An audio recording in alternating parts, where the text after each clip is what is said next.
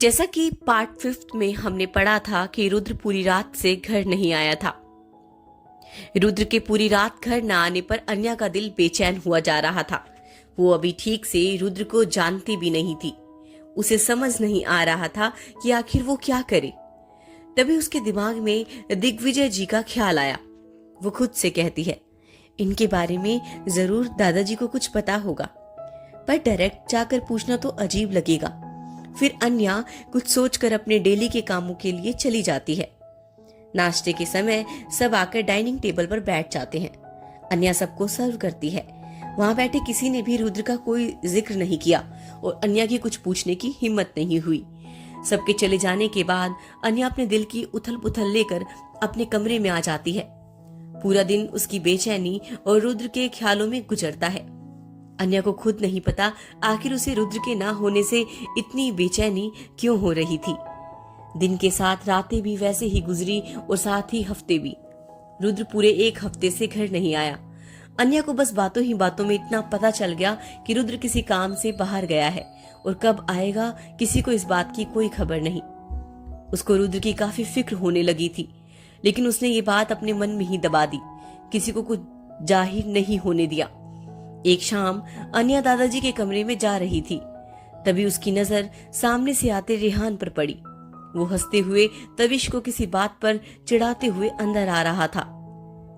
रेहान का सारा ध्यान तविश पर था जो उसके पीछे होकर चल रहा था। तभी आकाश जी से उसकी टक्कर हो जाती है। उनके हाथ से शीशे का एक छोटे बॉक्स जैसी चीज छूटकर जमीन पर गिर जाती है, जिससे रेहान हड़बड़ा जाता है। पर जब उसकी नजर आकाश जी पर पड़ती है तो वो कुछ बोलते बोलते खामोश हो जाता है।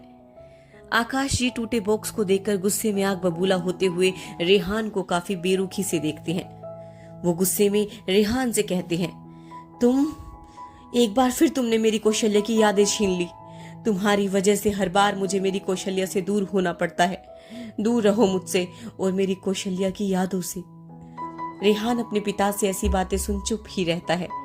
उनकी बातें उसे अपने दिल में चुभन का एहसास दिला रही थी। वो बिना कुछ जवाब दिए वहां से चला जाता है और तविश भी उसके पीछे पीछे चला जाता है। वहीं अन्या को आकाश जी को खुद के बेटे से ऐसे बात करते देख आश्चर्य होता है। उसने ये बात काफी बार नोटिस की थी कि आकाश जी और उसके दोनों बेटों के बीच कुछ ठीक नहीं है। न बेटे को बाप से मतलब है, न बाप को बेटों से। उन्हें देख शायद ही कोई उनके रिश्ते का अंदाजा लगा सकता है। उसे लगा कि आकाश जी का स्वभाव ही ऐसा होगा, इसलिए वो किसी से बात नहीं करते। उसको रेहान के लिए काफी बुरा भी लगता है। वो उसके कमरे में चली जाती है।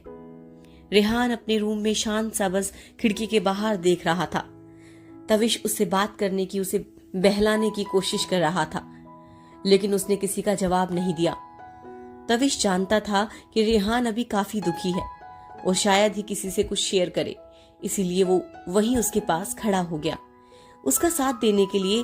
तभी उसके कमरे का दरवाजा नोक होता है और अन्या वहां अपने हाथ में एक मेडिकल बॉक्स लेकर अंदर आती है।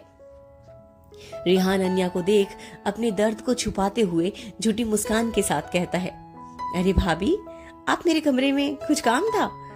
अन्या हाँ में सर हिलाते हुए उसका हाथ पकड़कर उसे बेड पर बैठाती है और उसका हाथ आगे कर मेडिकल बॉक्स से दवा निकालकर लगाने लगती है।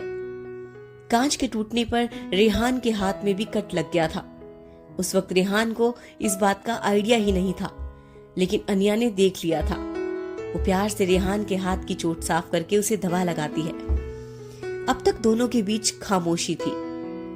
अन्या पट्टी करके बॉक्स बंद करती है, फिर रेहान की तरफ देखकर प्यार से उसके गालों पर हाथ रखते हुए कहती है, रेहान, तुम ठीक हो ना? अन्या का इतना कहने से रेहान के दिल का वो बंद दरवाजा टूट गया जो उस दर्द से भर चुका था। रेहान जल्दी से नीचे बैठकर अन्या की गोद में सर रखकर अपनी आंखें बंद कर लेता है। अन्या भी बिना कुछ कहे उसके सर को प्यार से सहलाती है। रेहान काफी देर वैसे ही अन्या के गोद में सिर रखे खामोश सा बैठा रहता है। उसकी आंखों से आंसू की कुछ बूंद गिरती है, जिसे वो अन्या से छुपाकर पोंछ लेता है। रेहान को ऐसा देख अन्या को बिल्कुल अच्छा नहीं लग रहा था। हमेशा हंसते खेलते रहने वाला रेहान को यूं खामोश देखकर उसे जानने की इच्छा होने लगी कि आखिर क्या वजह है बाप बेटे के बीच की दूरी की। अन्या पूछना तो चाहती थी, लेकिन रेहान की हालत देख उसके जख्मों को कुरेदना उसे ठीक नहीं लगा। रेहान यूं ही अन्या की गोद में सर रखकर सो गया। अन्या और तविश उसे बेड पर सुलाकर वहां से बाहर आ गए। तविश अन्या की तरफ देखकर कहता है, थैंक यू भाभी, आपने रेहान को जो प्यार और अपनापन दिया उसे उसी की जरूरत है। अन्या तविश की बात सुनकर अपनी सोच में गुम होकर कहती है, तविश क्या मैं तुमसे पूछ सकती हूँ, आखिर क्या वजह है डैड के ऐसे रेहान के प्रति रिएक्ट करने की? तविश कहता है, वजह कौशल्या आंटी की मौत से जुड़ी है, और ये बात पता नहीं मैं कैसे कहूँ, बेहतर होगा आप ये रेहान या दादाजी से ही पूछ ले। इतना बोल तविश वहां से चला जाता है और अन्या के सवालों में उसे और उलझा देता है। अन्या कुछ सोचती है और अपने काम में लग जाती है। सबके डिनर के बाद अन्या दादाजी की दवाई और दूध का ग्लास लेकर उनके कमरे में ही जा रही थी कि उसका ध्यान आकाश जी के कमरे से आ रही आवाज पर जाता है। अन्या अपने कदम उस ओर बढ़ा देती है। दरवाजा खुले होने की वजह से वो अंदर आसानी से देख पा रही थी। आकाश जी अपने आसपास वही कांच के टुकड़े लिए बैठे थे और उसे जोड़ने की कोशिश कर रहे थे, लेकिन कांच के टुकड़े तेज होने की वजह से जुड़ नहीं रहे थे। साथ ही उन्हें कट भी लग रहा था, जिसे आकाश जी काफी उदास होते हुए कहते हैं, कौशल्या तुम्हारी एक भी याद को मैं खोने नहीं दूंगा, तुम चिंता मत करो, मैं ठीक करके रहूंगा। ये बोलकर वो वापस से कोशिश करते हैं, लेकिन न होने की वजह से वो उस सारे कांच के टुकड़ों को एक बॉक्स में रखकर कमरे की बालकनी में चले जाते हैं। अन्या ये सब ध्यान से देख रही थी। वो कुछ सोचते सोचते वापस से दादाजी के कमरे की तरफ बढ़ जाती है। कमरे में दिग्विजय जी अपनी किताब पढ़ रहे थे। अन्या को आते देख वो मुस्कुराते हुए कहते हैं, आपने मेरी आदत बिगाड़ दी है अन्या बेटा। फिर कुछ सोचकर अपनी बात सही करते हुए कहते हैं, मेरी ही नहीं इस घर के हर सदस्य की आदत बिगाड़ दी है आपने। अन्या अपनी सोच में ही गुम थी, इसलिए वो उनकी बात पर कुछ नहीं कहती और चुपचाप उन्हें दवा और दूध देती है। दिग्विजय जी जब अन्या को परेशान देखते हैं तो वो उससे प्यार से पूछते हैं, अन्या बेटा क्या हुआ, कोई परेशानी है आपको, इतनी खोई खोई क्यों हो, रुद्र ने आपसे कुछ कहा है? अन्या दिग्विजय जी के कहने पर जैसे होश में आती है। वो उन्हें देखकर अपना सर पहले हाँ में फिर ना में हिलाती है। अन्या के ऐसे करने पर दिग्विजय जी उसे अपने पास बैठने का इशारा करते हुए कहते हैं, आप मेरे पास बैठो और अब बताओ बात क्या है। अन्या अपना सर हाँ में हिलाकर उनके सामने बैठकर हिचकते हुए कहती है, वो दादाजी अगर मैं आपसे कुछ पूछूं तो आप बुरा तो नहीं मानेंगे ना?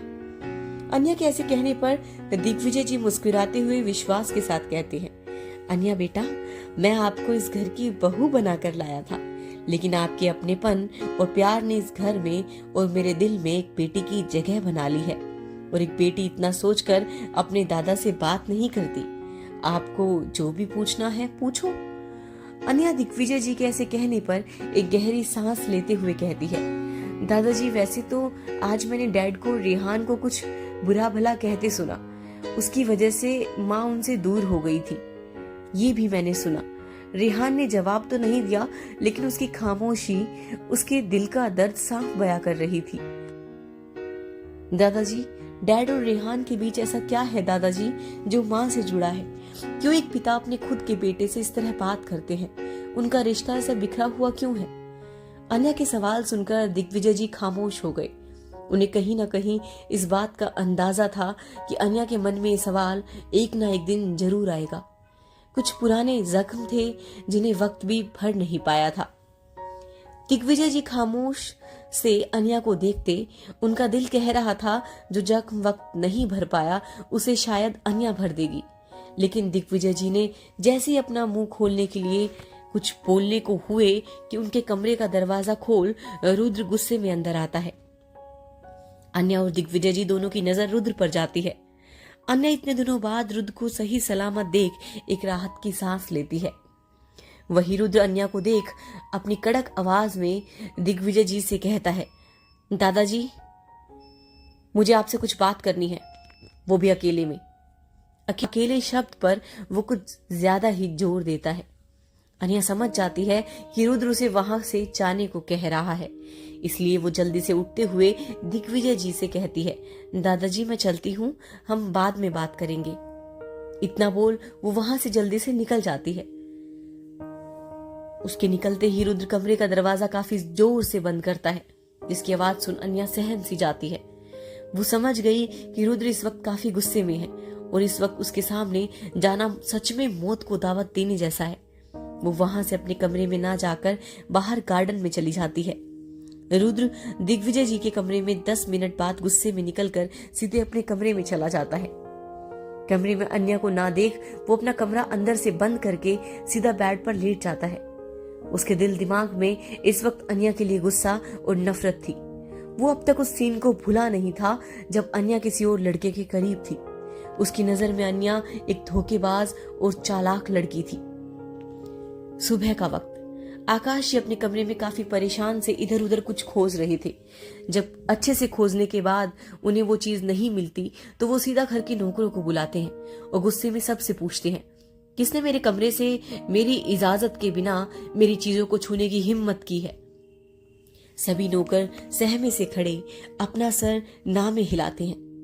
ये देख आकाश जी लगभग चीखते हुए कहते हैं, तो कहाँ गया वो बॉक्स?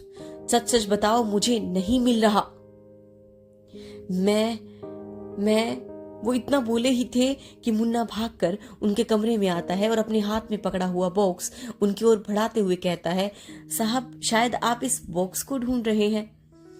आकाश जी मुन्ना के हाथ में वो बॉक्स देख तुरंत उससे छीनकर उसे ठीक से देखने लगता है। जैसे ही वो बॉक्स खोलकर अंदर देखता है उसे काफी हैरानी होती है।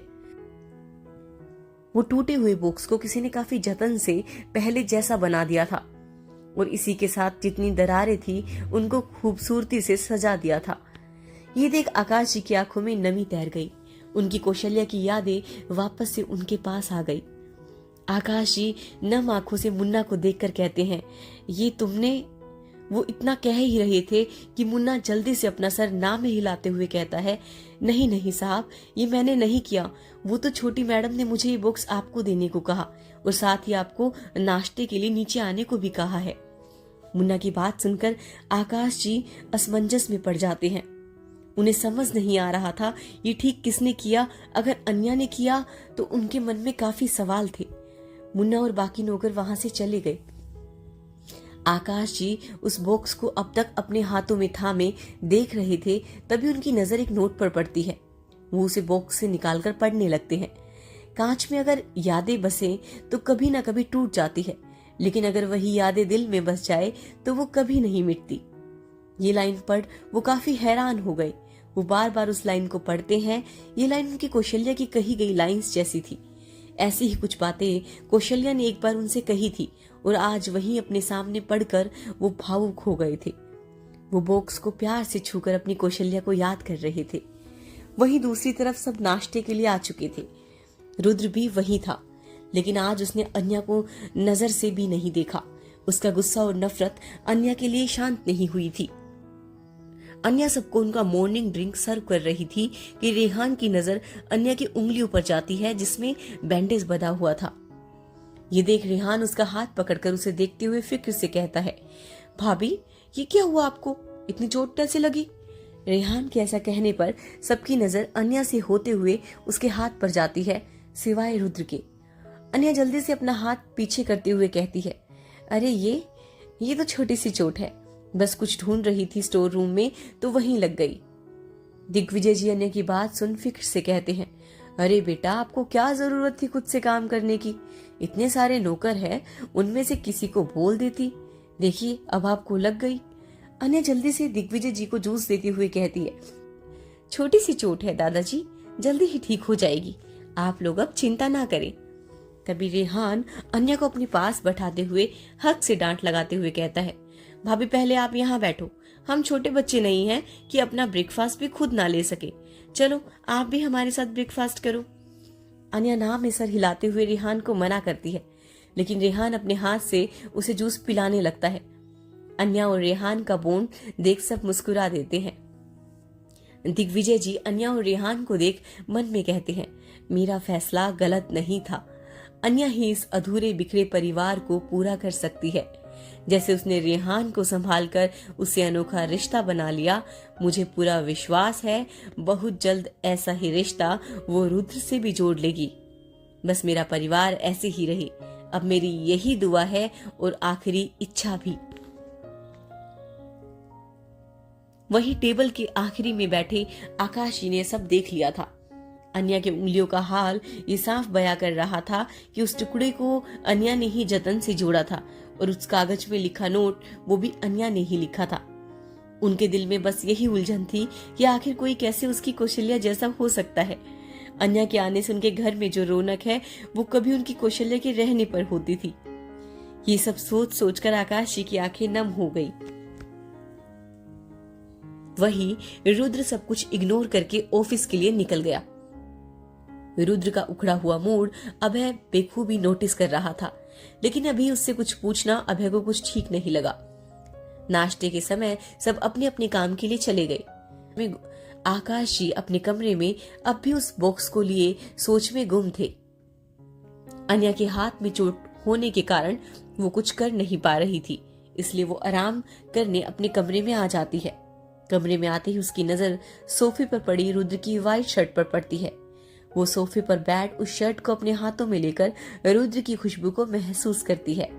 ऐसा नहीं है कि उसने रुद्र का ऐसा इग्नोरेंट बिहेवियर नोटिस नहीं किया था। उसको ये बात खल रही थी कि उनके रिश्ते में इतनी दूरी थी कि अन्या चाहकर भी उन्हें बदल नहीं पा रही थी। रुद्र उसकी समझ से परे था और साथ ही वो अपने दिल में कोई छोटी उम्मीद भी नहीं रखना चाहती थी। वो ऐसे ही रुद्र के बारे में सोचते सोचते उस शर्ट को हक के सो जाती है। शाम का वक्त आकाश जी अपने कामों में लगे थे कि उन्हें कॉल आता है, जिसे सुन उनके चेहरे का रंग एक ही पल में उड़ जाता है।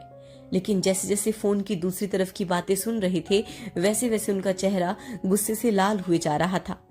वो तुरंत अपना फोन काटकर गुस्से में दंदनाते हुए कमरे से निकल जाते हैं। इधर हॉल में रुद्र आज ऑफिस से जल्दी आ गया था। डिनर में समय होने के कारण वो आज सबके साथ नीचे हॉल में बैठा था। दिग्विजय जी और रुद्र कुछ बिजनेस रिलेटेड बात कर रहे थे और रेहान तविश अपने ही धुन में लगे थे। अब तक अभय भी आ चुका था और वो भी सबके सामने वही हॉल में बैठ गया। कभी उनके सामने वाला टेबल का कांच किसी चीज के जोर से फेंकने पर टूट जाता है। आवाज सुन सब हैरत से खड़े हो जाते हैं, सिवाय रुद्र के। वो अब भी एकटक उस टूटे हुए कांच को देख रहा था। तभी सबके कानों में आकाश जी की आवाज सुनाई पड़ती है। वो सीढ़ियों के पास खड़े होकर लगभग गरजते हुए कहते हैं, रुद्र। रुद्र का नाम पुकारने पर सब रुद्र को देखते हैं।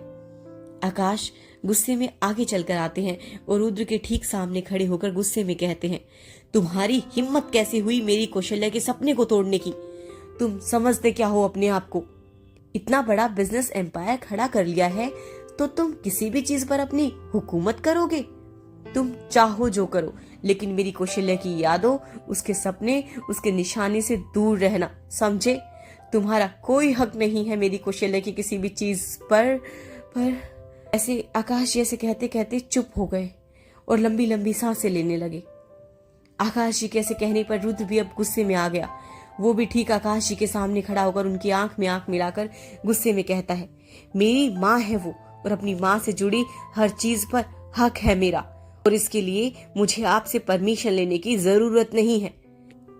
मैं जो चाहूं वो कर सकता हूं, आप कोई नहीं होते मुझे रोकने वाले।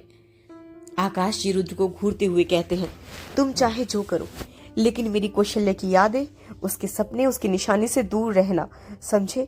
तुम्हारा कोई हक नहीं है उसकी किसी भी चीज पर। रुद्र उनसे भी तेज आवाज में दहाड़ते हुए कहता है, चिल्लाइए मत मिस्टर आकाश राय चौहान। दोनों बाप बेटे को लड़ते देख दिग्विजय जी उनके बीच में आकर अपनी रोबदार आवाज में कहते हैं, शांत हो जाओ तुम दोनों, ये क्या हरकत है? और रुद्र तुम अभी अपने कमरे में जाओ। दिग्विजय जी के ऐसे कहने पर दोनों ने कुछ नहीं कहा, लेकिन अब भी वो दोनों एक दूसरे को घूर रहे थे। दिग्विजय जी ने जब दोनों को एक दूसरे को घूरते देखा तो इस बार थोड़ा कड़क आवाज में कहा, रुद्र मैंने कहा अपने कमरे में जाओ। इस बार रुद्र आकाश जी को घूरता हुआ वहां से तेज कदमों से चलकर सीढ़ियों से होते हुए ऊपर चला गया। रुद्र के जाने के बाद दिग्विजय जी आदेश देते हुए कहते हैं, आकाश तुम मेरे साथ चलो, मुझे तुमसे कुछ जरूरी बात करनी है। आकाश जी काफी गुस्से में थे, लेकिन अपने पिता की बात का उल्लंघन ना करते हुए अपने गुस्से को एक गहरी सांस लेकर काबू करते हुए वहां से दिग्विजय जी के कमरे की ओर चल दिए। सबके जाने के बाद रेहान भी बिना कुछ कहे वहां से चला जाता है। धीरे धीरे सब अपने कमरे में चले जाते हैं। वहीं दूसरी तरफ अन्या को इस मैटर की कोई खबर ही नहीं थी। वो तो बैकयार्ड में बने पुराने कमरे से कुछ पुरानी यादें खुशी खुशी पीछे के रास्ते से ऊपर लेकर जा रही थी। तभी सामने से आते रुद्र की नजर उस पर पड़ी और साथ ही उसके हाथ में पकड़ी वो पुरानी चीजों को देखा, जिसे उसका कुछ मीठा तो कुछ दर्द भरा बचपन जुड़ा था। वो ये सब देख और आग बबूला हो जाता है और गुस्से में आगे बढ़कर झटके से अन्या का हाथ पकड़ लेता है। उसके अचानक ऐसा करने से अन्या कुछ सहम जाती है। साथ ही उसके हाथ से वो बॉक्स छूटकर नीचे गिर जाता है। रुद्र किसी बात की परवाह न करते हुए अन्या को गुस्से से लगभग घसीटते हुए अपने साथ ले जाता है। रुद्र अन्या को गुस्से में कहीं ले जा रहा था। उसने इतनी कसकर अन्या का हाथ पकड़ रखा था कि उसके हाथ की चूड़ियां टूटकर जमीन पर बिखर रही थी और साथ ही कुछ टुकड़े उसके और रुद्र दोनों के हाथ में चुभ दोनों के खून एक दूसरे में मिलकर नीचे गिर रहे थे। रुद्र के ऐसे करने पर अन्या तो एक पल के लिए सुन पड़ जाती है, पर कुछ कदम चलने पर उसे होश आता है रुद्र की पकड़ का। वो अपने हाथों को देखती है जहां उसे अब काफी दर्द हो रहा था, लेकिन रुद्र के गुस्से को देख अन्या कुछ कह नहीं पा रही थी। शब्द जैसे उसके गले में ही अटक से गए थे। उसका दिल दिमाग दोनों ही सुन पड़ चुका था। रुद्र अन्या को अपने साथ छत के बैकयार्ड की तरफ ले जाता है और उसका हाथ झटक कर उसे अपने करीब खींचता है, जिसमें अन्या की धड़कनें डर से भरने लगती है। रुद्र अन्या का झुका हुआ सर अपने दूसरे हाथ से उसके जबड़े जकड़ते हुए ऊपर उठाता है। अन्या उसके ऐसे करने पर सीधा उसकी आंखों में देखने लगती है। रुद्र की आंखों में नफरत, गुस्सा और साथ ही कुछ पुराने दर्द थे जो अन्या साफ देख सकती थी। रुद्र गुस्से में कहता है, तुम्हें कितनी बार समझाना पड़ेगा, दूर रहो मुझसे और मेरी जिंदगी से और साथ ही मेरे घर के मामलों से भी। तुम बस यहाँ सिर्फ मेरे दादाजी की ख्वाहिश पे टिकी हो, वरना तुम जैसी को तो मैं अपनी आंख उठाकर भी देखता नहीं।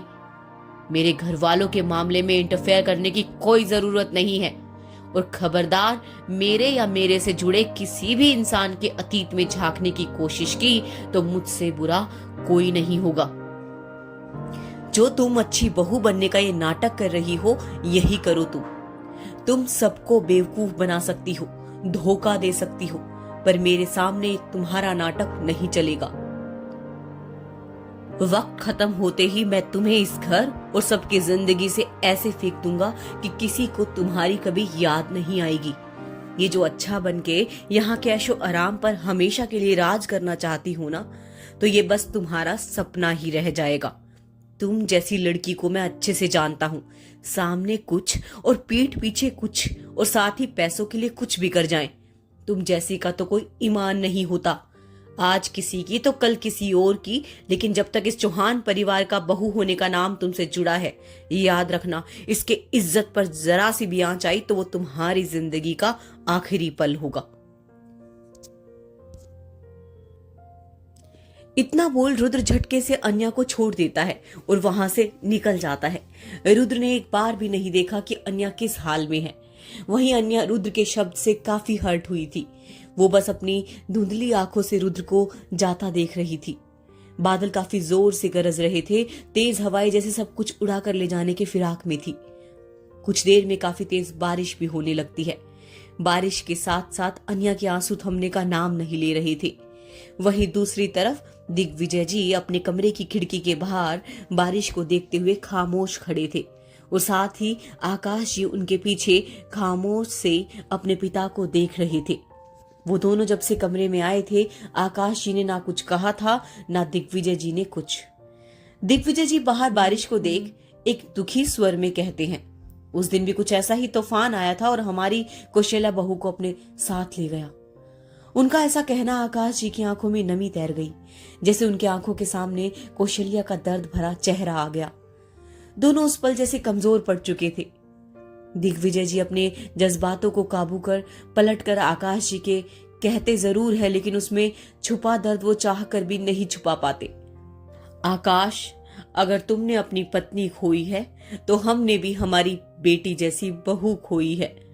रुद्र और रेहान ने अपनी मां खोई है। जिस वक्त रेहान को तुम्हारी सबसे ज्यादा जरूरत थी, तुमने उसे दोषी ठहराकर उसे खुद की नफरत की वजह बना दी। ये तुम्हारी आज तक की सबसे बड़ी गलती है, जिसे तुम सुधारना नहीं चाहते। और आज तुमने अपने बड़े बेटे से जिस लहजे में बात की, ये बिल्कुल मुनासिब नहीं था। आकाश जी उनकी बात शांति से सुन रहे थे। वो रुद्र के बारे में सुन कुछ उखाड़ते हुए कहते हैं, लेकिन पापा, रुद्र ने मेरी कौशल्या का सपना तोड़ना चाहा। मैं आकाश जी के इतना ही कहते दिग्विजय जी गुस्से में कहते, रुद्र ने ऐसा कुछ नहीं किया है। आप शायद भूल रहे हैं, वो जितना कड़क है, गुस्से में है, लाख बुरा है, लेकिन अब भी उसके अंदर कौशल्या के संस्कार है, आदर्श है। वो कभी ऐसा कुछ नहीं कर सकता जिससे उनकी मां के नाम को ठेस पहुंचे।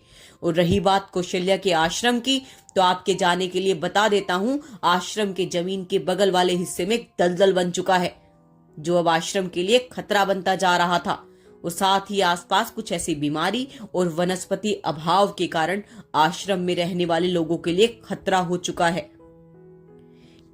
ये सारी बात जैसे रुद्र को पता चली, उसने आश्रम दूसरी बेहतर जगह शिफ्ट करने का ऑर्डर दिया और साथ ही मुझसे इस बारे में बात की। वो भले ही पुराना आश्रम खाली कर रहा है, लेकिन वहां के रहने वाले लोगों को नुकसान के लिए नहीं, उनकी भलाई के लिए। इस बात की खबर सिर्फ रुद्र और मुझे है। आश्रम में रहने वाले लोगों को कोई डर ना हो, इसलिए सारी बात उनसे छुपाई है। रुद्र का इरादा अपनी मां के सपनों को तोड़ना नहीं, बल्कि उसे और फूलता फलता देखना है। आपकी तरह सबको अभी रुद्र गलत लग रहा होगा, लेकिन जिस दिन ये सारी सच्चाई लोगों को सामने आएगी, उन्हें तब रुद्र के फैसले पर नाज होगा। दिग्विजय जी अपनी बात पूरी कर आकाश जी की तरफ देखते हैं। वो अभी अपनी सोच में गुम थे। उनके चेहरे के भाव से साफ था कि उन्हें अब अपनी गलती का पछतावा है, लेकिन अपने इतने सालों के दर्द के पीछे उसे दबते हुए वो फिर से कहते हैं, लेकिन ये सारी बातें उससे मुझसे करनी चाहिए ना। आखिर वो आश्रम मेरे देखरेख में है, उसने मुझसे पूछा तक जरूरी नहीं समझा। उनकी बात सुन दिग्विजय जी उनकी बेवकूफी पर हल्का हंस देते हैं। वो समझ जाते हैं कि इतने सालों के रिश्तों में पड़ी धूल अचानक तो नहीं धुलने वाली। अब चाहे रुद्र लाख सही, लेकिन धूल पड़े चश्मे से तो सब धुंधला ही दिखेगा। वो ये सब सुन आकाश जी को देख कहते हैं, उसने मुझसे पूछा था और मुझे नहीं लगता कि अब तुम्हें मेरे फैसले पर भी सवाल उठाने की जरूरत है। दिग्विजय जी का ये कहना आकाश जी को निशब्द कर देता है। वो हर फैसले को नकार सकते थे, सिवाय अपने पिता के। आकाश जी अपना सर हाँ में हिलाते हुए वहां से चले गए। दिग्विजय जी आज ये सब देख काफी हर्ट थे। अंदर से परिवार के लिए टूट नहीं सकते थे, तो वहीं बेड पर आकर लेट गए। रुद्र अपने कमरे में काफी बेचैन सा बैठा था। जब से उसने अन्या को बुरा भला कहा था, उसके दिल में एक टीस सी उठ रही थी। रुद्र को समझ नहीं आ रहा था कि उसने किस हक से अन्या को इतना सुनाया। आखिर जब वो उसके लिए मायने नहीं रखती, तो फिर वो किस हक से अन्या के हर छोटी छोटी हरकत पर रिएक्ट करता है। उसका अन्या के करीब किसी और को देखना बर्दाश्त नहीं, ना किसी को छूना उसे बर्दाश्त है, ना अन्या को खुद से दी हुई तकलीफ बर्दाश्त है। उस दिन अन्या के दिग्विजय जी से उसके अतीत से जुड़ा सवाल सुनते ही उसे एक अनजाना डर लग गया कि कहीं अन्या उसके दर्द और तकलीफ से रूबरू ना हो जाए। इसलिए उसने दिग्विजय जी को मना कर दिया कुछ भी कहने को। उसका दिल कर रहा था कि वो अन्या के पास जाए, उसे सीने से लगकर अपने कहे शब्दों के लिए माफी मांगे। रुद्र खुद जानता था कि वो कितनी साफ दिल की है और उसके जैसा कोई नहीं। वो डरता था अपने जज्बातों को बयां करने से, वो कमजोर पड़ जाएगा। वो सारे शब्द रुद्र अन्या को नहीं बल्कि खुद को समझा रहा था, ताकि वो अपने जज्बात अन्या के लिए बदल सके, उससे नफरत कर सके। यही सब सोच रुद्र काफी बेचैन था। उसे आज खाली कमरा काट रहा था। रुद्र से जब बर्दाश्त नहीं हुआ तो अपने क्लोसेट से एक महंगी वाइन की बोतल निकाल सोफे पर आ जाता है और एक ही बार में आधी बोतल गटक जाता है। रुद्र नशे में था, लेकिन उसने पीना बंद नहीं किया और नशे में बेहोश हो गया। आज काफी सालों बाद रुद्र ने अपनी ऐसी हालत की थी। सुबह का वक्त, दिग्विजय जी और रेहान खामोश हॉल में बैठे थे। तभी सबकी नजर सीढ़ियों से आते रुद्र पर पड़ी। वो रेडी होकर ऑफिस जा रहा था। चेहरे पर कोई भाव नहीं, लेकिन लाल आंखों से साफ पता चल रहा था कि वो रात भर सोया नहीं। रेहान रुद्र को देख गुड मॉर्निंग कहता है, लेकिन रुद्र सबको इग्नोर कर वहां से बाहर जाने लगता है। तभी उसके कानों में दिग्विजय जी की आवाज आती है, जिसे उसके जाते कदम एक पल के लिए रुक जाते हैं। रुद्र, जाने से पहले नाश्ता तो कर लो। रुद्र बिना पलटे कहता है, नहीं दादाजी, मुझे ऑफिस में अर्जेंट मीटिंग अटेंड करनी है, मैं नहीं रुक सकता। रुद्र कार में बैठकर वहां से निकल जाता है। रुद्र अपना सर सीट से टिकाकर एक ठंडी सांस भरता है। उसने जानबूझकर दिग्विजय जी की बात टाल दी थी ताकि उसका सामना अन्या से ना हो। इस वक्त वो गिल्टी फील कर रहा था। उसके अंदर अन्या का सामना करने की हिम्मत नहीं थी। वही दिग्विजय जी रुद्र के जाने के बाद अपने मन में कहते हैं, जानता हूं कल की बात से आपके दिल को दुख पहुंचा है, लेकिन ये भी जानता हूं आप इतने कमजोर नहीं कि आपको कोई हिला सके। एक नौकर सबको नाश्ते के लिए बुलाता है। तभी रेहान कहता है, वैसे भाभी कहाँ है, मुझे रात से दिखाई नहीं दी। तभी एक नौकर अपने चेहरे पर घबराहट लिए हड़बड़ाते हुए उनके पास आकर कहता है, साहब साहब साहब वो ऐसे बोलते हुए वो छत की ओर इशारा करता है। उसको इतना घबराया देख अभय उसे शांत करते हुए कहता है, क्या हुआ, तुम ऐसे इतना घबराए क्यों हो, क्या बात है, साफ साफ बोलो। नौकर घबराहट को कंट्रोल करने की कोशिश करते हुए कहता है, साहब वो छोटी मालकिन छत पर बेहोश पड़ी है, वो कुछ बोल नहीं रही। उसका इतना कहना कि रेहान के हाथ से फोन छूट जाता है। वो घबराहट में उस नौकर के दोनों कंधों को लगभग झंझोरते हुए कहता है, क्या हुआ भाभी को, कहाँ है वो। नौकर रेहान कैसे रिएक्ट करने पर काफी सहम जाता है। उसके मुंह से कुछ बोल नहीं फूटते, बस उंगलियों की ऊपर की ओर इशारा करता है। रेहान ये देख जल्दी से उस नौकर को झटक कर ऊपर की तरफ भागता है। उसके पीछे तविश और अभय भी घबरा कर भागते हैं। दिग्विजय जी भी अपने बूढ़े कदमों से अपने रफ्तार से भी अधिक मात्रा में चलते हैं। रेहान घबराते हुए छत पर आता है और इधर उधर अन्या को देखने लगता है। नौकर रेहान को बैकयार्ड के साइड में ले जाता है। रेहान ने जब अन्या को छत पर बेहोश देखा तो वो घबरा गया। वो जल्दी से भागकर अन्या का सर अपने एक हाथ से उठाकर अन्या के चेहरे को थप थप कर उसे पुकारने लगा, भाभी क्या हुआ आपको, भाभी उठो ना, आप क्यों बोल नहीं रही हो, भाभी उठ जाओ ना। अभय और तविश भी अब तक अन्या के पास आ चुके थे। अभय अन्या की पल्स और सांस चेक करते हुए कहता है, भाभी की सांस बहुत धीमी चल रही है और काफी तेज बुखार है। तविश भी अन्या की हालत देख कहता है, भाभी के कपड़े भी गीले हैं, मतलब वो कल रात से यही है बारिश में। रेहान ये सब सुन और घबरा गया। अन्या के सर को अपने सीने से लगाते हुए कहता है, भाभी आपको कुछ नहीं हो सकता, माँ के जाने के बाद अब मैं आपको नहीं खो सकता, कुछ नहीं होगा आपको। रेहान चीख कर कहता है, कोई एम्बुलेंस बुलाओ, भाई को भी बुलाओ। अबे रेहान को शांत करते हुए कहता है, रेहान शांत हो जाओ, एम्बुलेंस को कॉल कर दिया है, आती ही होगी, हम भाभी पहले नीचे लेकर चलते हैं। तभी रेहान की नजर अपने हाथ में लगे खून पर जाती है। ये देख वो घबरा जाता है। ये खून अन्या के सर से बह रहा था। एम्बुलेंस अब तक नहीं आई थी। अभय ने अन्या को अपनी गाड़ी में ले जाने का सोचा। सब जल्दी से अन्या को हॉस्पिटल रवाना हो गए। दिग्विजय जी को संभाल कर तविश दूसरी कार में ले आया। इस वक्त दिग्विजय जी का दिल काफी घबरा रहा था। उनके जहन में बारिश और उससे जुड़ी अतीत का वो ना मिटने वाला दर्द था। एक बार फिर ना हो कि इतिहास दोबारा लौट आए। अन्या को लेकर रेहान और अभय हॉस्पिटल के लिए निकल गए थे। रेहान पीछे बैठ कब से अन्या को पुकार रहा था, भाभी भाभी आंखें खोलो, भाभी आप ऐसे शांत बिल्कुल अच्छी नहीं लग रही हो, उठो ना भाभी, एक बार तो आंखें खोल लो ना, प्लीज प्लीज भाभी। अब रेहान कुछ रुवासा हो गया। उसे अन्या की ऐसी हालत देखी नहीं जा रही थी। उसके आंसू अन्या के चेहरे पर गिर उसे भिगो रहे थे।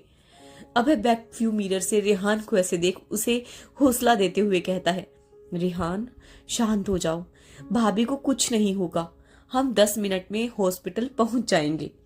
तुम रुद्र को फोन करो, उसे जल्दी हॉस्पिटल आने को कहो, वहां उसकी जरूरत होगी। अभय की बात सुन रेहान खुद को शांत करते हुए हाँ में सर हिलाते हुए अपना पॉकेट टटोलता है। उसे अपना फोन ना मिलता देख अभय उसे अपना फोन पास करता है। रेहान 2-3 बार ट्राई करता है। रुद्र का नंबर नॉट रीचेबल आ रहा था। भाई का फोन नहीं लग रहा है, अब क्या करूं? रुद्र को फोन न लगते देख रेहान वापस से कुछ घबरा गया। अभय उसे शांत करते हुए कहता है, शांत हो जाओ रेहान, तुम अमन को कॉल करो, हॉस्पिटल हम बस पहुंच गए हैं। रेहान हाँ में सर हिलाते हुए अमन का नंबर डायल करता है। फुल रिंग पर भी जब अमन फोन नहीं उठाता तो रेहान फोन साइड में रख देता है। अब तक कार हॉस्पिटल के आगे रुक चुकी थी। रेहान और अभय अन्या को लेकर अंदर भागते हैं। अभय ने पहले ही हॉस्पिटल में इन्फॉर्म कर दिया था, इसीलिए बिना किसी देरी के अन्या को सब इमरजेंसी रूम ले जाया गया। इस वक्त रेहान हद से ज्यादा घबराया हुआ था। अभय उसे हौसला देता है। अब तक दिग्विजय जी और तविश भी हॉस्पिटल पहुंच गए थे। सब अन्या की हालत जानने के लिए बेकरार थे, पर जब तक डॉक्टर उसे चेक कर बाहर नहीं आ जाता कोई कुछ नहीं कह सकता था। एक एक पल काटना मुश्किल हो गया था। अन्या की फिक्र के चलते अब किसी को रुद्र को इन्फॉर्म करने का सुध ही नहीं रहा। 15 मिनट के बाद डॉक्टर अन्या को चेक कर बाहर आते हैं। सब उनके पास आते हैं। डॉक्टर काफी गंभीर स्वर में कहते हैं, पेशेंट की हालत अभी ठीक नहीं है, लंग्स में उनके पानी जा चुका है, हमें उनके अंदर से पानी निकालना होगा और सर पर भी काफी गहरी चोट है, पर बारिश में भीगने की वजह से उनके नर्वस डैमेज नहीं हुए। कुछ टेस्ट अभी बाकी हैं, उसके बाद हम कुछ कह सकते हैं।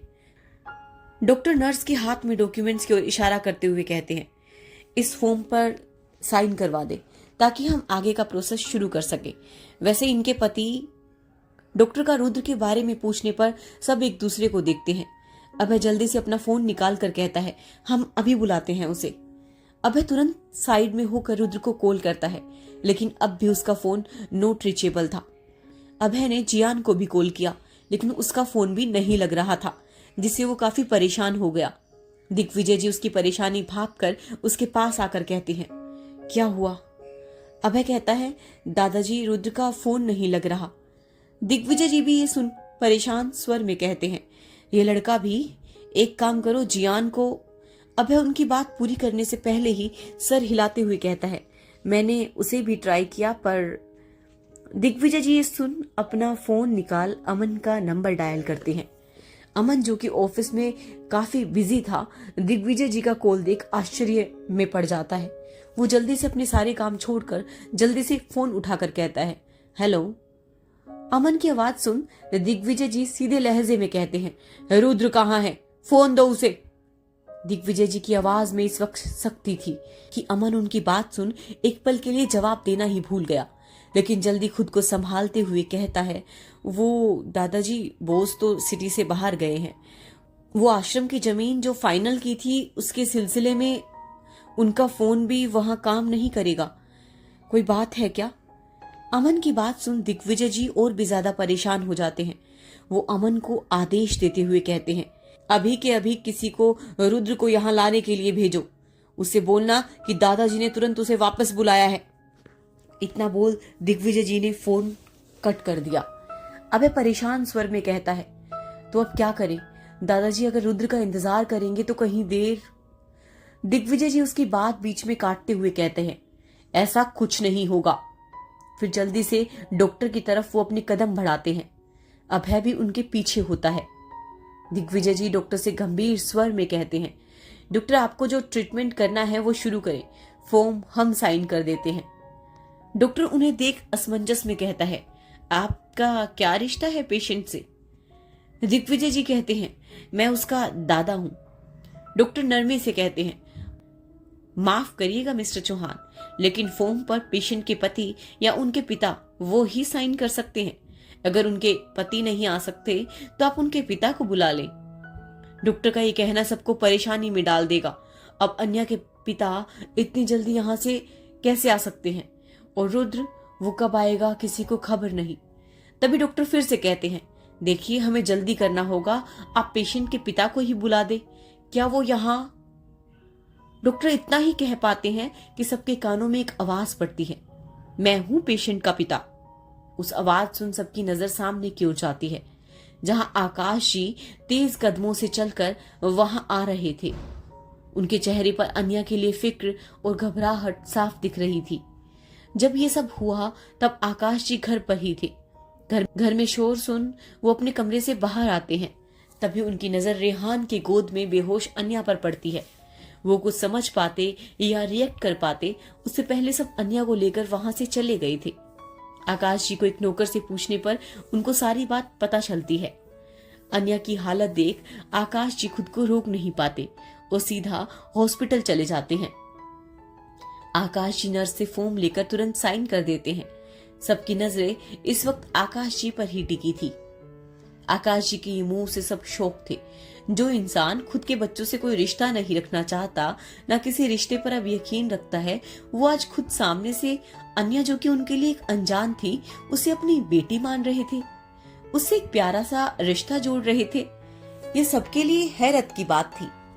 आकाश जी किसी की नजरों की परवाह किए बिना फॉर्म साइन कर डॉक्टर से फिक्र से कहते हैं, डॉक्टर मेरी बेटी को कुछ नहीं होना चाहिए, आप जल्द से जल्द उसका ट्रीटमेंट शुरू करें। डॉक्टर उनकी आंखों में अन्या के लिए परवाह देख उनके कंधे पर विश्वास से हाथ रख कहते हैं, relax, we will do our best. इतना बोल वो नर्स को कुछ जरूरी इंस्ट्रक्शन देकर वापस से अन्या के कमरे में चले जाते हैं। आकाश जी वही दीवार के पास खड़े हो जाते हैं। उनकी आंखों में कुछ नमी थी। दिग्विजय जी आकाश जी के कंधे पर एक विश्वास के साथ हाथ रख उन्हें सब ठीक होगा ऐसा हौसला देते हैं। रेहान, अभय, तविश, दिग्विजय जी और आकाश जी सब अन्या के लिए बस मन ही मन दुआ कर रहे थे। अभय अब भी रुद्र का फोन ट्राई करता है, लेकिन अभी भी नंबर नॉट रीचेबल आ रहा था। रेहान की आंखों में आंसू थे। वो आज से पहले कभी इतना नहीं घबराया, शायद इसीलिए क्योंकि अन्या से उनका एक अलग रिश्ता था। जो प्यार, ममता, लाड उसे बचपन से नहीं मिला, वो अन्या के आने पर मिला। उसे हर पल ये एहसास होता था कि कोई है उसके साथ जो बिना कहे उसका दुख समझ जाएगा और बिना कुछ कहे अपना ममता भरा हाथ उसके सर पर घुमाएगा। वो अन्या को खोना नहीं चाहता था। अगर ऐसा हुआ तो कहीं ना कहीं रेहान खुद की किस्मत को ही दोषी ठहरा लेगा। आखिर उसकी ही किस्मत में माँ की ममता और प्यार नहीं था। सब बेसब्री से अब डॉक्टर का इंतजार कर रहे थे। 1 से 1.5 घंटे के बाद डॉक्टर अपने चेहरे पर परेशानी का भाव लिए बाहर आते हैं। उनका चेहरा ही सबको घबरा देता है। रेहान भागकर डॉक्टर के पास आकर कहता है, डॉक्टर मेरी भाभी कैसी है, वो ठीक है ना? डॉक्टर उसकी घबराहट देख उसे शांत करते हुए कहते हैं, relax, she is fine for now, but Anya ठीक है जान सब राहत की सांस लेते हैं, लेकिन उनका बट कहना और साथ ही परेशानी के भाव देखकर सब वापस टेंशन में आ जाते हैं। दिग्विजय जी जल्दी से डॉक्टर से पूछते हैं, डॉक्टर बट क्या? दिग्विजय जी जल्दी से डॉक्टर से पूछते हैं, डॉक्टर बट क्या? डॉक्टर उनकी बात सुन कुछ संकोच कर रहे थे। अभय भी बीच में कहता है, एनीथिंग रॉन्ग डॉक्टर, जल्दी बताए ना क्या बात है?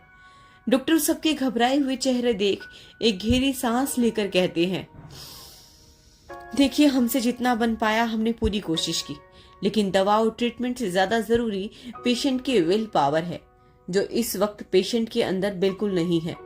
वो हमारे ट्रीटमेंट का जैसे रिस्पॉन्स ही नहीं कर पा रही है। उन्हें काफी हाई फीवर होने की वजह से अब ज्यादा मेडिसिन के डोज भी नहीं दे सकते। ये पेशेंट की जान पर खतरा हो सकते हैं। अगर पेशेंट को लास्ट 15 से 18 घंटे में होश नहीं आता, देन बोल डॉक्टर रुक सबकी नजरें देखने लगते हैं, जो उनकी बात सुन सफेद हो चुके थे। तभी रेहान घबराते हुए कहता है, देन व्हाट डॉक्टर? डॉक्टर कहता है, then it will very dangerous, her surviving chance will become very low. ये सुन रेहान एकदम से चेयर पर गिर गया। उसे अब ये डर अंदर ही अंदर खा रहा था। डॉक्टर अपनी बात कह सबकी आंखों में डर छोड़कर वहां से चले गए। किसी को कुछ समझ नहीं आ रहा था कि आखिर अब क्या करे। सिवाय इंतजार के कुछ कर भी नहीं सकते थे। ये लड़ाई अन्या की थी, जिसे उसे खुद लड़नी थी, लेकिन शायद वो लड़ना नहीं चाहती थी। शायद उसके जीने की इच्छा मर गई थी। सब अब बस भगवान से अन्या के ठीक होने की दुआ मांग रहे थे। बीते वक्त के साथ सबके अंदर का डर फटते जा रहा था। रेहान तो बेसुध सा बैठा था। तविश और अभय उसको संभाल रहे थे। आकाश जी आज अन्या की जिंदगी की भीख मांगने 25 साल बाद मंदिर की चौखट पर पहुंच गए थे। कौशल्या जी के जाने के बाद आकाश जी को अब किसी चीज की चाह ही नहीं रही। वो साथ ही भगवान से बैर कर बैठे थे, लेकिन आज सिर्फ अन्या के लिए वो फिर से भगवान के आगे हाथ जोड़ सिर झुकाकर खड़े थे। अब तक रुद्र से ना बात हुई थी, ना वो हॉस्पिटल आया। अमन ने अपने आदमी भी भेजे रुद्र को इन्फॉर्म करने के लिए, पर जब तक वो सब लोग वहां पहुंचे तब तक रुद्र वहां से निकल चुका था। वहां किसी को रुद्र की खबर नहीं थी। सब अन्या के रूम के बाहर उसके होश में आने का इंतजार कर रहे थे। किसी को इस वक्त किसी चीज का होश नहीं था, न भूख, न प्यास, न ही थकान।